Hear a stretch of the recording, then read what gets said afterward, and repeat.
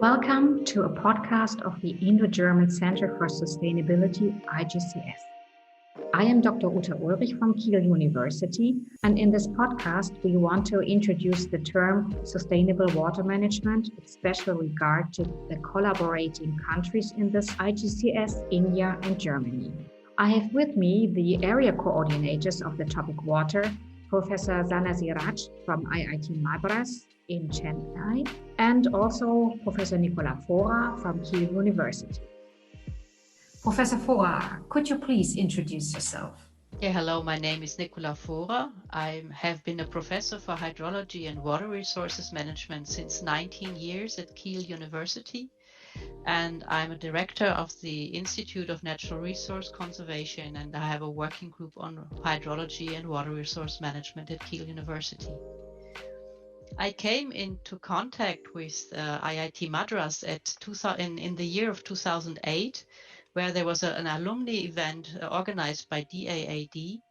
And we had the discussion that it would be a good idea to install something like a Center for Sustainability, like something where we could work together on different fields of sustainability. And of course, as my area is water, I was involved in the conception, in the birth phase, as you may call it, in the conceptual phase of the IGCS.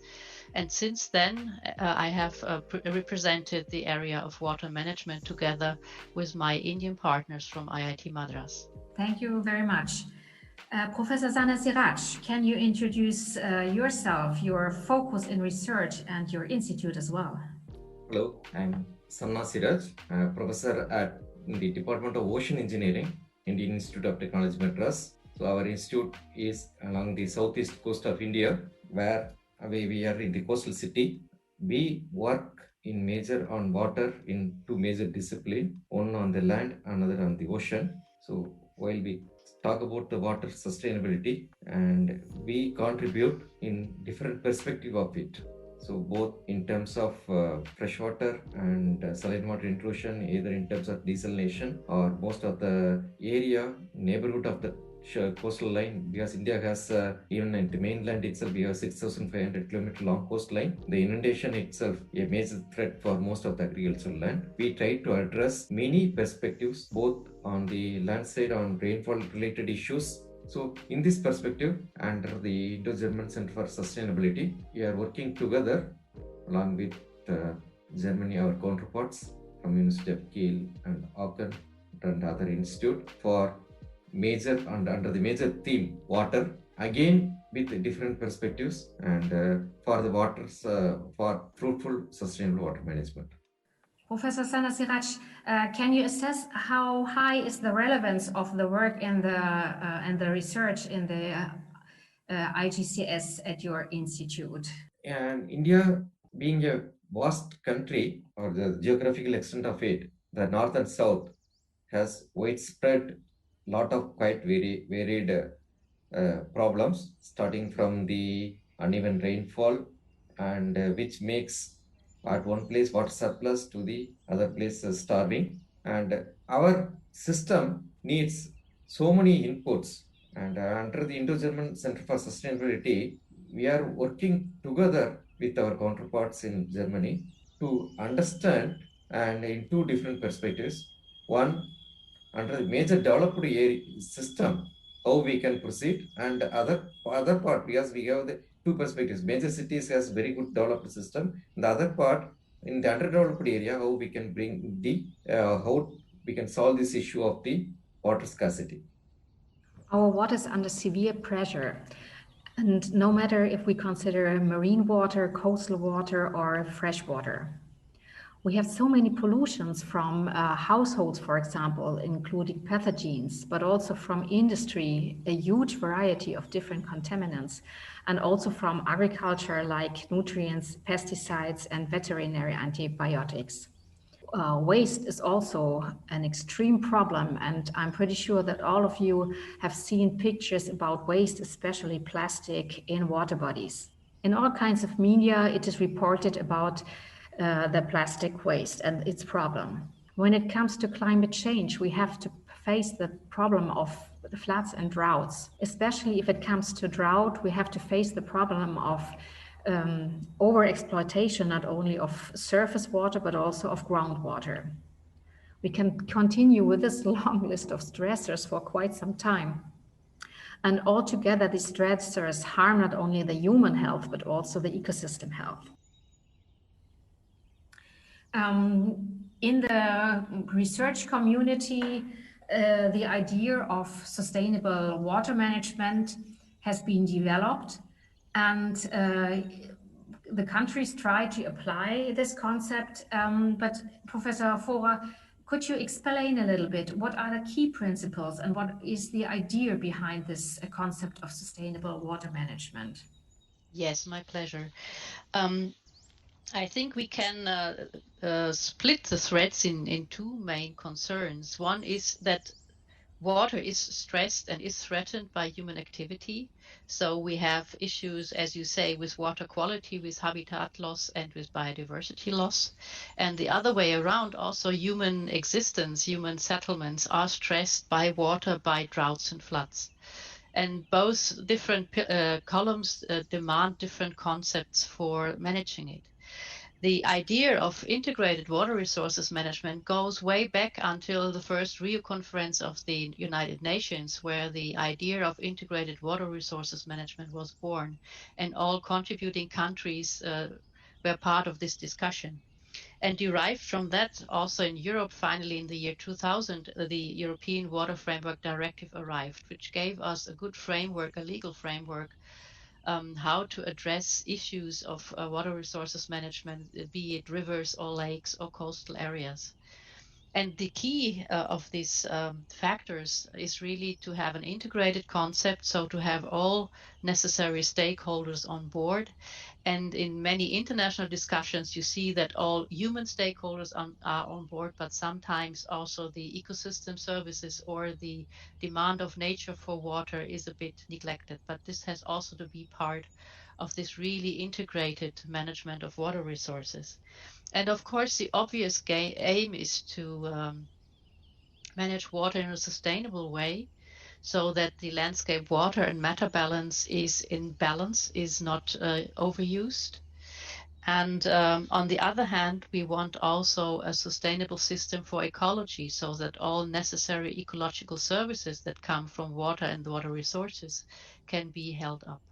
So most of the requirement here, say water, is 70% is for the irrigation, and then the other major part requirement is the potable water and for the humans. And these two requirements and definitely requires an integrated management solutions are required. Yes, one perspective is how do we manage the water?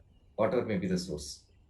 The system, the source, while we talk about it, varied quite a lot. That is posing a lot of challenges in addressing our main goal in achieving a balanced requirement for both irrigation and our regular or potable water. So this is that system we have to do it in most perspective way of source to our main required goals. And do you make sure that all different parties or stakeholders are recognized in the process when it comes to the management of water, Professor Sannasiraj? Is that also a point which is important in sustainable water management? Yes, in Indian perspective, I can answer with reference to Indian perspective. The group, of course, all the stakeholders are in line, but not among the stakeholders. So the source to the system for the irrigation purposes, they have a very good streamlined understanding. However, for the other one, for the human need, the stakeholder, they don't understand the other requirements. Similarly, the vice versa. So there's a gap in between these two. Among the stakeholders, they don't understand or they don't appreciate the other requirements. This is one drawback in the system. Professor Sannasiraj, you mentioned that the stakeholders do not know many things or are not aware, do not appreciate the water in quantity and quality. Are there any initiatives to improve that, for example, to train them, to educate them, or because I can imagine that it's very important that all stakeholders know about the issue of clean and enough water?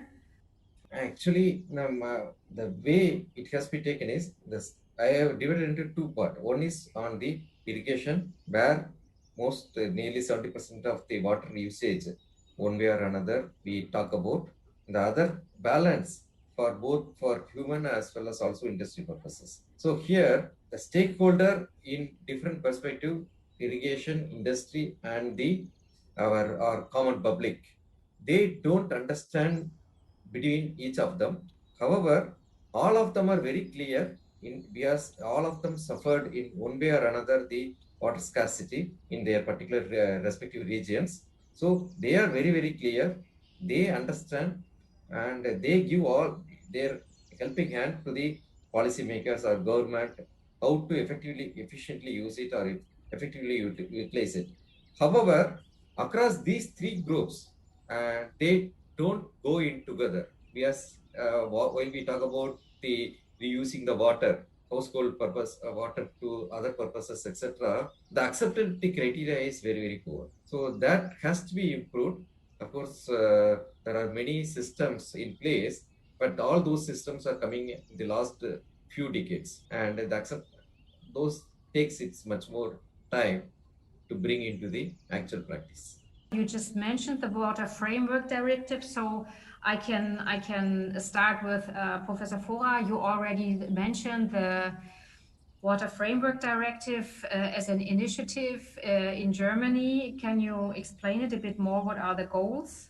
Yeah, the Water Framework Directive actually comes from our European legal framework. So all European nations are bound to fulfill the European Water Framework Directive and have to implement them into national law, which is a very good thing, so that across Europe we have a streamlined legislation in the area of water. So all nations of Europe have to contribute in the same way.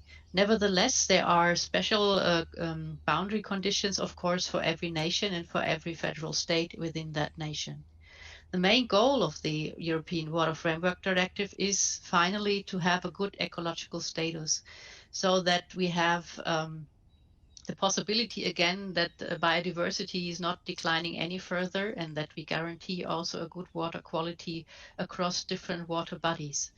And what's also new about the European Water Framework Directive, which is in place for 20 years already, is that we respect now the river boundaries and do not try to handle or to manage rivers in administrative boundaries, but we consider the natural river basin, and we try to tackle water quality parameters as well as water quantity parameters, and we try to tackle 4 different water bodies, being rivers, lakes, coastal water bodies, and groundwater.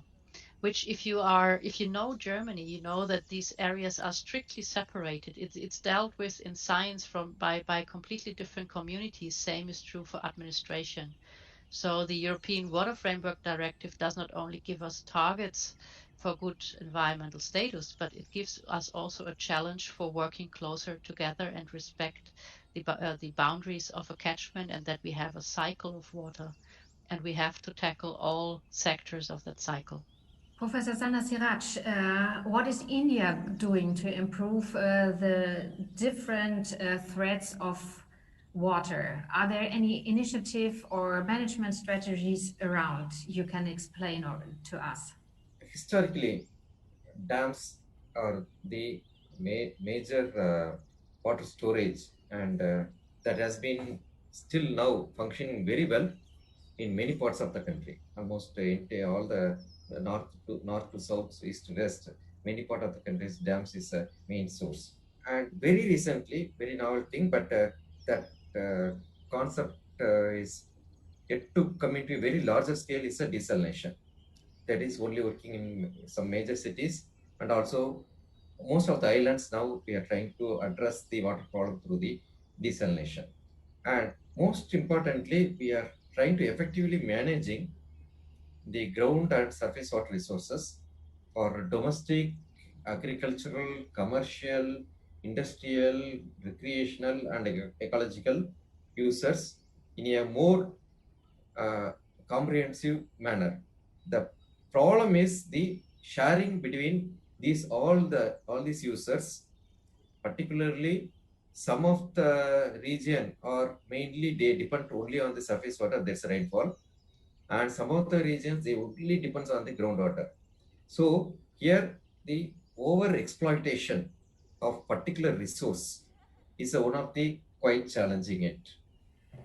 So we heard about the initiatives in your countries, and are there more tools than just laws, regulations, guidelines to achieve these goals? What other instruments or tools are there, Professor Sannasiraj?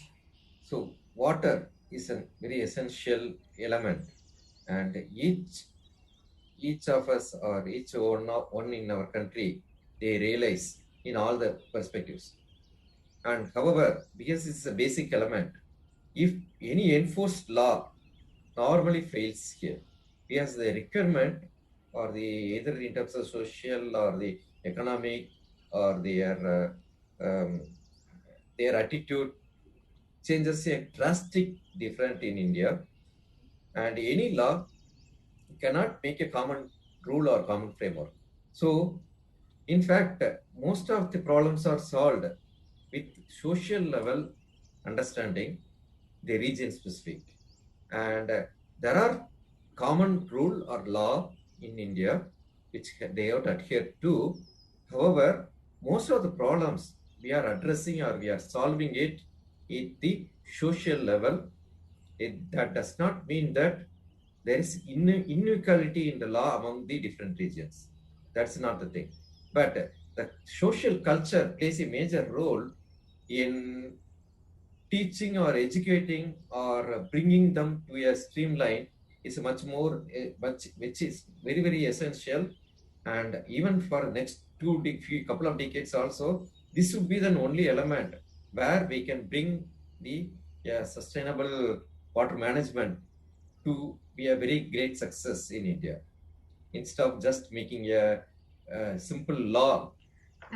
Professor Fohrer, I assume that in Germany there are a lot of rules and guidelines.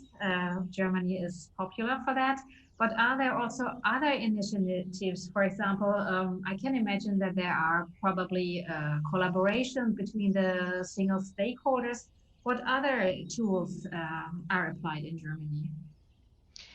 Your comment really made me smile because I think we hold the world championships in laws and regulations. So if you ever think something is not regulated, be sure come to our country and visit. We will have a rule or a law for it. So it's really a circus. It's a lot of regulations. But in the case, it was more than a law. It kind of gave the people a push and the need to talk to each other. As I said before, we had a really sectoral view on water, and also a thing which is probably everywhere very popular. If something is working, you don't pay attention. As long as you open the tap in your kitchen and you have drinkable water, you will not take really care where it comes from or what kind of problems may be included in the water cycle. And this is the situation we had. We are kind of blessed by nature as we have plenty of rainfall all over the year. So it's not seasonal, it's really stretched over the year. We have good groundwater recharge. We have a good groundwater quality providing us with good drinking water. This, of course, makes the people somewhat lazy to get engaged. But with the Water Framework Directive, people started to monitor and to assess the actual status. And what came out of it was really surprising news that our ecosystems were degrading really fast, and people became more engaged in water issues. You found on TV, you found discussions. There were citizen initiatives to protect certain species, or there were outcries from people that go fishing that certain fish doesn't appear anymore. So There were more concerns voiced after we had the European Water Framework Directive enter our legislation, because all of a sudden people needed to talk together about water, which they did not have to do before. So in that case, I think, of course, the law is the law, but this discussion about water resources and this integrative thought, I think, was kind of introduced from the outside. It didn't come from the Germans within Germany focusing on a problem and seeing, oh, we have to solve this together. It was really more like an initiative from Europe and a motivation to integratively tackle the problem and to talk to farmers, to identify the stakeholders in the first place, which weren't even aware that there were stakeholders in the first place. So, of course, farmers use water. Of course, households use water. Of course, species, animals, plants need water. But we didn't have a conversation. We didn't even have a conversation between river and lake people. So in this case, I think it brought us one step further, but I don't see that people get so engaged because we are not, as I would say, in the red zone. If you are in a point in the timeline where the next step really leads you to tumble or to really degrade a resource forever, then you are deeply in the red zone. And in the water area, we are, I would say, in yellow to dark yellow, but not we did not have arrived in the red zone yet. We have severe water quality issues, we have severe ecological issues, but nevertheless, there is still clean water from the tap. And this is why you will not mobilize all the citizens to engage themselves for clean water or for good habitats in water. So if I get you right, that is one of the challenges why um, our goals for water quality issues and sustainable water management is not reached because in Germany you are not in the red zone. So it has to be there has to be severe damages or harms before something starts, or what else are the challenges in Germany? Let me add to that. Of course, in areas we are in the red zone. Our species are dying, our biodiversity is decreasing very, very fast. And also we have severe water quality issues with pesticides and nitrates, which are in the water. But the citizen is not in touch with that problem because the citizen receives water that is treated in the waterworks, and it's of perfect quality. If you are engaged in nature protection, then you will see, of course, that species decline. And you also, among us scientists, we discuss that our water resources are under pressure. But I don't think that it reaches really the home of people, not in a way or not in a dimension as it does in India, for example. So our perspectives are varied lot, and before even we go into a particular water body is getting polluted, etc., the challenges starts from the population density at many locations, and the way in which we conserve water at different regions very lot. And so in that aspect, the issues in Germany is nowhere related to India, or probably we might think of to all the problems what's addressed by Costa Nicola in maybe after 20 years, not now. And now, so there are some aspects like rainwater harvesting is one of the enforced system has been implemented at many of the federal states in India. So that has been successful, in fact, which was done in 2 decades before by many states, and slowly many states they have been adapting to this part. Without that, they will not get their electricity connection or water connection, all those things. So such enforced law has yielded a positive attitude towards people's mindset. We need to work a lot in achieving or coming to a particular up to the standard. So still, I will say in terms of the system, what we needed to fulfill our primary requirements. I not say it's the basic requirements, it's the primary requirements. So that's the stage now. We are also trying to address those issues now. I think we can summarize that there are some similarities in both countries, especially in terms of the awareness of the population or certain stakeholder groups. But it's clear, since we have two countries which have very different conditions. India with tropic climate, with dry and rainy seasons and a high population and often concentrated in mega cities. And in contrast to that, Germany with it's also a dense population, but it's more equally distributed, and the climate is much easier to handle because we don't have dry and wet seasons, and always enough, so far at least, enough rainfall. So my question to you is now, you started the collaboration in this IGCS.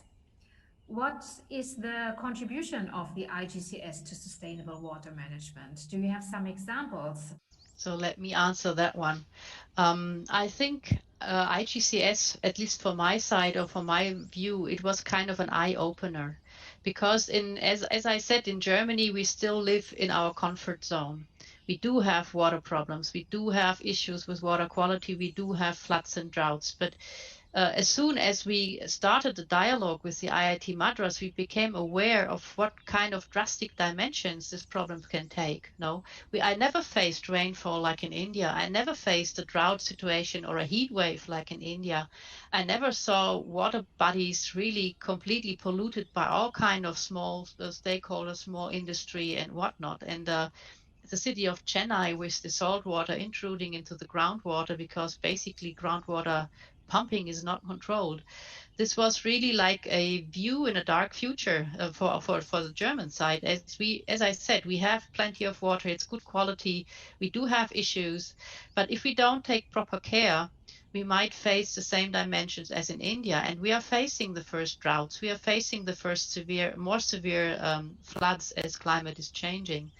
So in one side, I think the Indo-German cooperation, especially also the student exchange, our winter and summer schools, were very, very valuable in creating understanding for different systems, in seeing what works in one country doesn't necessarily work in another country, in seeing that environmental problems have different dimensions. I wouldn't say that we don't have water quality problems in Germany, just the opposite. We have really high concentrations of highly complex organic molecules, pesticides, metabolites of pesticides, and so on. But on the other hand, also seeing a mega city like Chennai struggling with the daily water provision, with the daily needs of people, of clean drinking water, with water-related diseases, it gave us really a more complete picture. And what I really appreciated about IGCS was that young people, that the students, they visited each other in the countries and they saw first-handedly how the problems can evolve and what kind of strategies for solutions can be provided. And I think this dialogue is very, very valuable. And this is mainly our contribution, to bring young people together, to inspire them to work on really tremendous environmental problems, and to see the whole dimension, to see different sides of the same coin. So I think in this way, IGCS contributes really, really well to understanding water problems and to find sustainable solutions for them. I want to close this podcast by stressing that we have reached a lot in the last years. Less people have been affected by floods and due to the protection measures we have. And around 80% of the population worldwide have access to clean drinking water. We have not reached the final goal. I would agree to that, but we are on a good track. What we do need are ambitious young people who want to bring in their ideas and make a change. With the IGCS, the international and also interdisciplinary education of these young people is supported. Thanks for your interest in this podcast.